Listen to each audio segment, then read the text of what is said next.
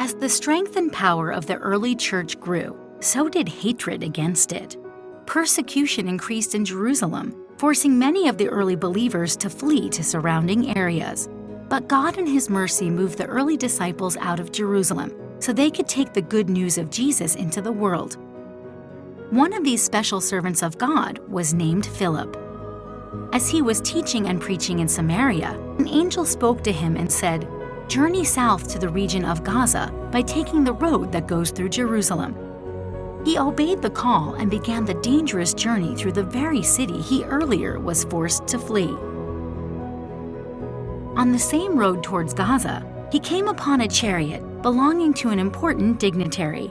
He was an Ethiopian, in charge of all the treasures of an extremely wealthy kingdom, and he was returning from one of the Jewish feasts in Jerusalem.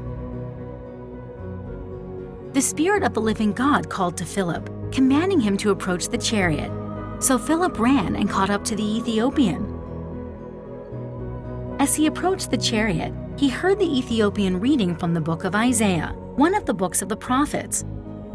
Philip asked him, "Do you understand what you are reading?" The Ethiopian replied, "How can I? I have no one to help me understand what is written in it." With that, he eagerly invited Philip to come sit with him in the chariot. Not only was the Ethiopian reading from the book of Isaiah, but astonishingly, it was a passage specifically talking about Jesus the Messiah. God had perfectly arranged for Philip to explain this important passage that, years before, had predicted the coming of Jesus. They began reading together. Like a sheep he was led to the slaughter, and like a lamb before its shearer is silent, so he opened not his mouth. In his humiliation, justice was denied him. Who can describe his generation?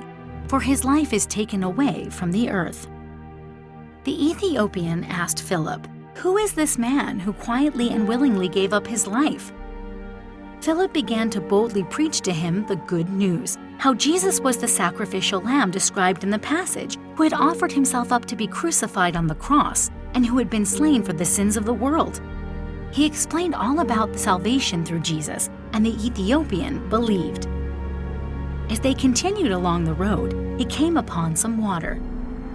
Eagerly the Ethiopian said, "What's to prevent me from being baptized right now?" The Ethiopian walked with Philip down to the water and was baptized. In this act of faith, he was washed clean from sin and became a disciple of Jesus the Messiah.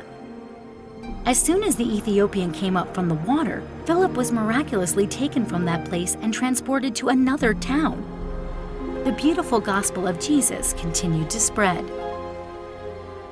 The Ethiopian was overjoyed and went home a changed man, and God moved Philip to his next mission in another town.